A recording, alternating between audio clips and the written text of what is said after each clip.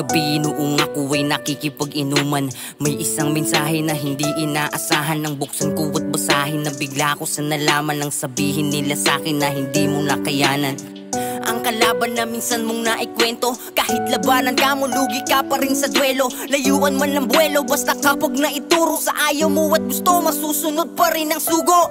Akala ko noon kasi nagbibiro ka lang, dahil di naman natin alamang nakaabang. Ngunit ako'y nahibang dahil sa nagkatotoo lahat ng mga sinasabi mo. Nung magkasama tayo, nang maubos ang kabayo sa hawak ko na baso, agad nag-asikaso kahit hilong-hilo na ako. Tinahak ko ang daanan patungo sa tahanan. Pag-iyak ay tiniis, ngunit hindi ko napigilan. Bakit ba bigla na lang namisan ka?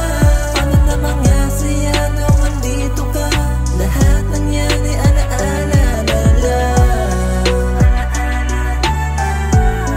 Lagi kong matatandaan, kahit na ito'y alaala na lang. Nang ako'y makarating sa iyong tahanan, lahat ng alaala sa isipan lumarawan. Kulitan at asaran, kwentuhan at lambingan, mga kalukuhan na ating pinagsaluhan. Hindi tayo mag-ama pero tinuring mong anak. Ikaw ay nagagalak pagpupunta ko ng tiyak. Maaga ka na gumigising pag ako'y paparating. Kahit malayo pa lamang ngiti mo ay nagniningning. Ang lakas mo mang aneng, nag-aalok ka ng ineng. Kapag ako'y umiiling, tatawagin mo kung baday sa pakisamay magaling. Ani mo'y aking barkada, kasama ko na mag-ikot sa